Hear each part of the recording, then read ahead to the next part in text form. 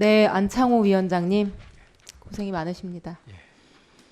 저는 대통령의 직무정지뿐 아니라 국가인권위원회의 직무를 정지시키고 싶습니다. 지난 몇 달간 우리 인권위를 보면서 든 솔직한 심정입니다. 지금 인권위는 극단주의자에게 휘둘리는 바보 허수아비 기관 같아 보입니다.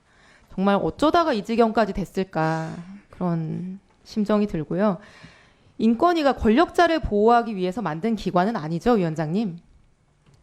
원칙적으로 두 가지를 하고 있습니다. 하나는 권력자를 위해서 만든 기관입니까? 국가 권력에 의해서 인권 침해가 됐을 때 그렇습니다. 그런 걸 위원장님, 동서고금을 막론하고 인권법이나 인권조약이 힘있고 인기 있는 자를 위해서 사용된 적이 있습니까?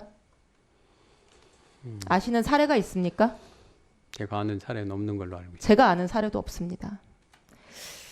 인권위가 너무 한가한 거 아닌가 싶은데요. 뉴스만 검색해 보셔도 불과 며칠 전에 경기도 양주에서 초등학생 일가족 4명, 또 얼마 전에는 창원에서 초등학생 일가족 3명 생활고 때문에 목숨을 끊었고요. 불법 촬영물로 인격이 말살되는 여성들, 20년째 몸에 쇠사슬 묶는 장애인권 운동가들, 학대와 가혹행위 호소하는 보호시설 청소년들, 인권위가 관심을 가지고 해결해야 될 인권 문제는 정말로 많습니다. 그런데 대한민국 최고 권력자인 대통령의 방어권 보호를 위해서 발벗고 나선다. 저는 이런 사례를 국내는 물론이고 동서고금 들어본 적이 없습니다. 위원장님, 이 윤석열 대통령 지키자고 하는 권고안, 이 내용 읽어보고 결재하신 거죠, 상정을? 네. 권고안의 주문, 한덕수 국무총리 탄핵소추 철회하라. 대통령에 대한 방어권 보장하라. 탄핵 심판 절차 정지 검토하고 180일 얽매이지 말고 천천히 심판해라. 체포 구속영장 청구 엄격하게 심사하고 보석 허가 필요하다는 공감대를 형성해라. 불구속 수사하고 영장 청구 남발하지 마라. 이 내용이거든요.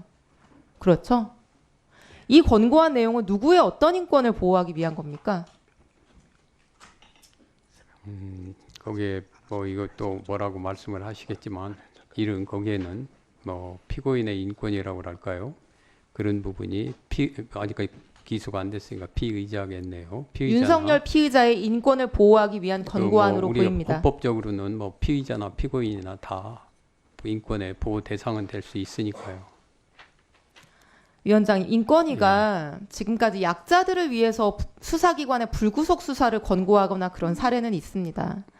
구치소에 수감되어 있는 1급 지체장애인에 대해서 장애인 화장실이 없는 열악한 구치소에 계속 구금하면 인간으로서의 기본적인 품위 유지조차 어렵다라고 해서 불구속 수사를 권고하고 검찰이 그 권고를 수용한 적이 있고요.